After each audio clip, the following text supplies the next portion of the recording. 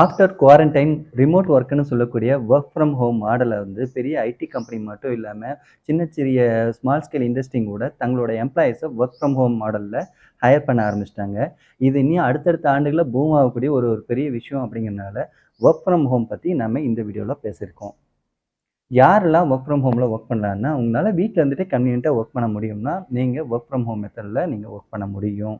ஒரு காலேஜ் ஸ்டூடெண்ட்டாக இருக்கட்டும், ஹவுஸ் ஒய்ஃபாக இருக்கட்டும், ஏன் ஒரு ப்ரொஃபஷனலாகவே இருந்தாலுமே பார்ட் டைமாவோ ஃபுல் டைமோ நீங்கள் ஒர்க் ஃப்ரம் ஹோமில் ஒரு கம்பெனிக்காக வேலை செஞ்சு கொடுக்க முடியும். இந்த இடத்துல ஒரு விஷயத்தை தெளிவாக தெரிஞ்சுக்கோங்க. ஒர்க் ஃப்ரம் ஹோமுக்கும் ஃப்ரீலான்சிங்க்கும் நிறைய டிஃப்ரென்ஸ் இருக்குது. ஃப்ரீலான்சிங்கை ஒர்க் ஃப்ரம் ஹோம்னு நிறைய பேர் குழப்பிக்கிறாங்க.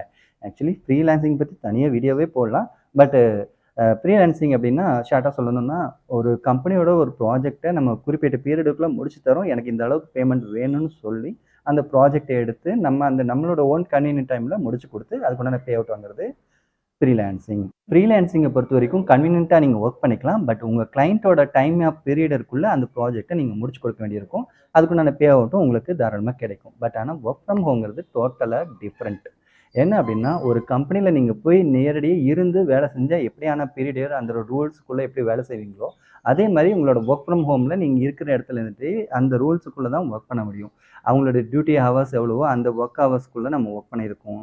ஒரு மீட்டிங்கு, ஒரு கான்ஃபரன்ஸ் நடக்குது அப்படின்னா, நம்ம அதில் கலந்துக்க வேண்டியிருக்கும். அவங்க அதுக்குள்ள ட்ரெயின் அப்பும் அந்த ஷெட்யூலும் அவங்க கொடுப்பாங்க. அவங்களோட அசைன்மெண்ட் என்னவோ அந்த அசைன்மெண்ட்டுக்குள்ள நம்ம வேலை செய்ய வேண்டியிருக்கும்.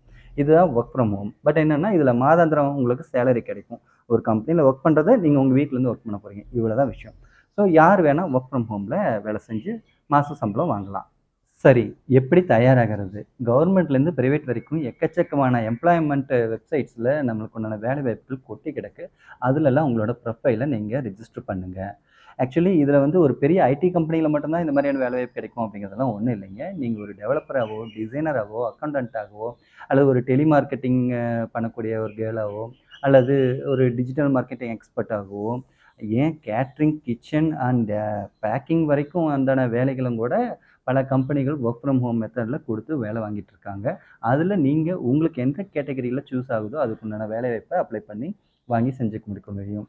நிறைய பேர் எனக்கு வேலை இருக்கா சார் அப்படின்னு ஃபோன் பண்ணி கேட்குறாங்களே தவிர்த்து, சார் இந்த விஷயத்தில் நான் கொஞ்சம் ஸ்ட்ராங்காக இருக்கேன், எனக்கு இந்த ரிலேட்டட் இந்த கேட்டகரியில் ஏதாவது வேலை இருக்கா சார் அப்படிங்கிற மாதிரியான இதெல்லாம் கேட்குறதே இல்லை.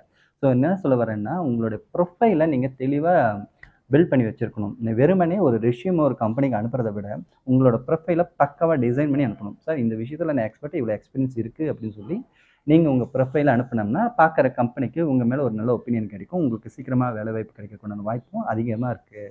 ஆனால் சார் எனக்கு இதில் பெரிய எக்ஸ்பீரியன்ஸ் கிடையாது, நான் வெறும் பேசிக் எஜுகேஷன் மட்டும் தான் முடிச்சிருக்கேன் அப்படின்னா, நீங்கள் அதுக்கெல்லாம் கவலைப்படாதீங்க. உங்களுக்கு எந்த துறையில் ரொம்ப இன்ட்ரெஸ்ட் இருக்கோ அந்த துறையில் இன்றைக்கி ஆஃப்லைன், ஆன்லைன்னு சொல்லிட்டு எக்கச்சக்கமான ஒர்க் ஷாப்ஸ் நடக்குது. அந்த 2 hours, 2 days, 1 week work shops எல்லாம் நிறைய நடக்குது. நீங்கள் அந்த மாதிரியான ஒர்க் ஷாப்பில் கலந்துட்டு உங்களுடைய எக்ஸ்பீரியன்ஸை கேதர் பண்ணுங்கள். நிறைய விஷயம் கற்றுக்குங்க. அது மூலிமா ஒரு ஃபீல்டில் உங்களுக்கு ஒரு ஸ்ட்ராங்கான ஒரு பேஸ் கிடைக்கும். உங்களோட வேலைவாய்ப்பை அதிகமான சம்பளத்துக்கு அப்ளை பண்ணுறதுக்கு உண்டான வாய்ப்பை இது உருவாக்கி தரும். ஒரு சில கம்பெனி எல்லாம் இன்டர்ன்ஷிப் அடிப்படையிலும் கூட எம்ப்ளாயீஸை ஹையர் பண்ணுறாங்க. நீங்கள் அந்த மாதிரியான விஷயங்கள கொஞ்சம் எக்ஸ்பீரியன்ஸு கேதர் பண்ணுறதுக்காக சேலரி எக்ஸ்பெக்டேஷன் பண்ணாமல் ஒர்க் பண்ணி அந்த ஒர்க் பற்றின நாலேஜை கேதர் பண்ணுங்கள், எக்ஸ்பீரியன்ஸ் பண்ணுங்கள். அதுக்கப்புறமா ஒரு நல்ல கம்பெனியில் உங்களுக்கு நல்ல வேலை கிடைக்கும். எல்லாமே ரெடி. கம்பெனி எப்படி சூஸ் பண்ணுறது அப்படின்னா, முதல்ல நீங்கள் ஒரு விஷயம் பண்ணணும். நீங்கள் எந்த கம்பெனிக்கு அப்ளை பண்ணியிருக்கீங்களோ, உங்களுக்கு எது ஆஃபர் கொடுக்குறாங்களோ, அந்த கம்பெனியை பற்றின ப்ரொஃபைலை தெளிவாக நீங்கள் அனலைஸ் பண்ணிவிடுங்க. அவங்களோட வெப்சைட்டாக இருக்கட்டும், சோசியல் மீடியா பேஜாக இருக்கட்டும், அதில் அவங்களோட கடந்த ஒரு 2 வருட கால ஆக்டிவிட்டீஸை பற்றி கொஞ்சமாவது தெரிஞ்சு வச்சுக்கோங்க.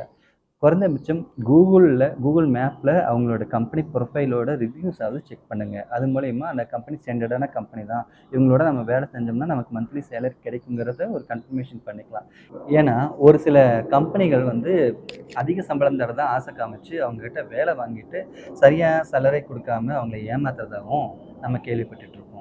இன்னும் சில பேர் வெளிநாட்டு ப்ராஜெக்ட்டு இதுக்கு வந்து டெபாசிட் அமௌண்ட் கட்டினா தான் அந்த வேலை கிடைக்கும், உங்களுக்கு அதிக சம்பளம் தரோன்னு சொல்லி ஆசையை காமிச்சு டெபாசிட் பண்ணணும்னு சொல்லி உங்கள்கிட்ட பணம் பிடுங்குறதுக்கு உண்டான வாய்ப்புகளும் இருக்குது. எதுவாக இருந்தாலுமே தீர விசாரிச்சுட்டு அப்புறமா நீங்கள் முடிவெடுங்க. உங்களுடைய திறமையை எவ்வளோக்கு எவ்வளோ அதிகரிக்கிறீங்களோ அந்த அளவுக்கு உங்களால் வருமானம் பண்ண முடியுங்கிறது தான் நிதர்சனமான உண்மை. பி